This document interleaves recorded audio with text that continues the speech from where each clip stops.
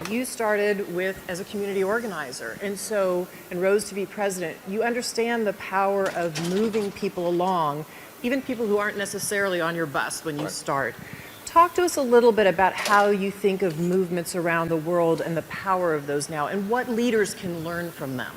Well, I'd make a couple of observations. Number one is that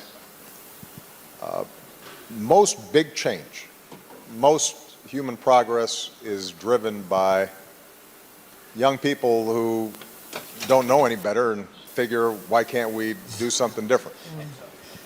Old people get comfortable or cranky or protective of their status or set in their ways. There's a reason why, if you look at, for example, here in the United States, the civil rights movement, the leaders of those movements were in their 20s. Dr. King was 26 when he started, 39 when he was killed. And if you canvass the world, oftentimes that is the impetus. People asking in ways that I think are familiar to many, not why not, or not why, but why not?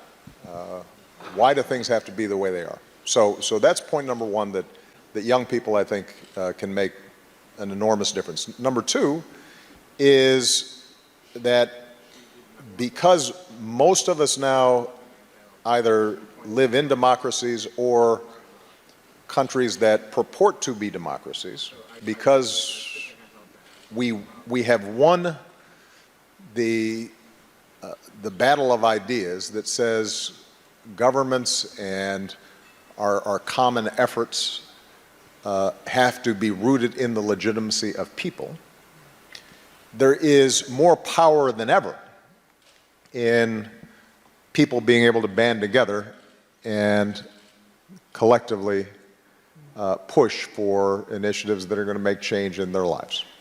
That's something that for most of human history was unimaginable. That is one of the amazing transitions that has taken place, and you will notice that even in autocracies today, there is at least the pretense of democracy, because people believe that governments that are rooted in people are more legitimate. And that's a battle we won and now have to make real wherever we can. That's point number two. Point number three is simple math. In most places, if you want to get something done, whether it's a smarter climate change policy or health care for people or more funding for girls' education, you've got to have a majority of people supporting it. You got to have votes. You have to have the allocation of resources. And that requires mobilization and a game of addition rather than subtraction. So, and the fourth point I would make would be the internet now has turbocharged the capacity for us to develop movements in ways that we had not imagined before. Now, the last thing I'll say, so that I don't sound like I'm still in the U.S. Senate and filibustering, is I guess a smaller point, but a profound one that I tried to reinforce with my staff at every level of my public work and continue to do to this day. I actually think organizing, mobilizing, starting movements starts with a story. And you can't create a story that moves large numbers of people unless you are able to listen and hear to the story of the person next to you. The story of your neighbors, the stories of your coworkers, the stories of your community, the story of people who are not like you. And so one of the things that I think is important is for us to learn how to listen to each other and learn how it is that we came to be who we are, think the way we do, because that understanding of other people's stories is how you end up ultimately forging bonds and creating the glue that creates movements.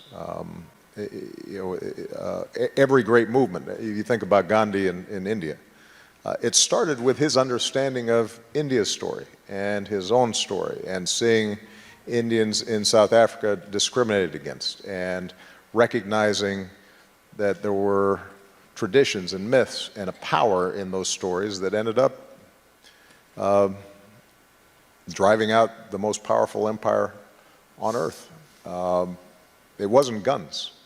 And increasingly that will be the case, and certainly that will be the case if we want to move forward the sustainable development goals that we're talking about. Is we've got to be able to tell a story not only to big donors or politicians, but also to, for example, people here in the United States who may feel like, look, I've got my own problems, why should I be worrying about somebody on the other side of the world? Yeah, I have to say, when we got into philanthropy and particularly studied global health, we were stunned at the progress. We'd had no idea. Right.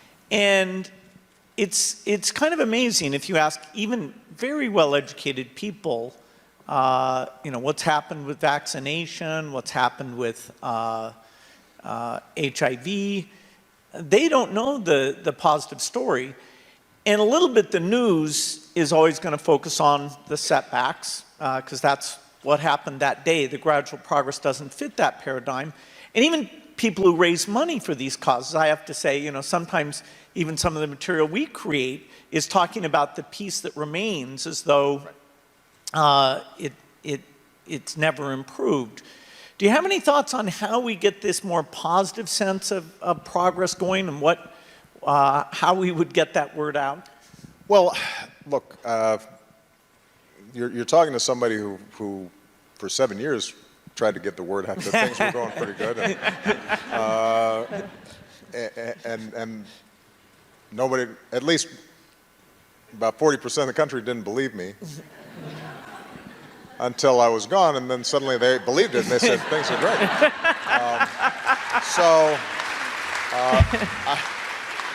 So with that caveat, I'd make a couple observations. One, you're right, Bill, there is the nature of the media, and maybe just the human brain, is to fasten on what's wrong, not on what's right. And I'm not sure we're going to be able to change that, right? Visual displays of a fire are much more interesting than just a building sitting there.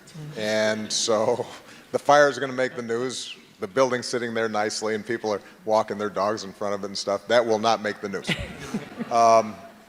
So I don't think that we can count on conventional media necessarily to spread the word. This is, though, where the power of the internet has not, I think, been harnessed the way it needs to be, particularly when we think about young people and young audiences.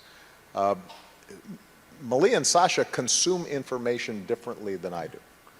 And I think that those of us who've been involved with policy work are still putting out these reports with pie charts and this and that, and that's not interesting to them. But stories and visual representations of progress can go viral. There's a hunger for it. It's just that we don't systematically think about it. And so I think when the three of us were talking a while back, I mentioned that one of the areas that I'm deeply interested in is how do we build sort of a digital platform whereby people can go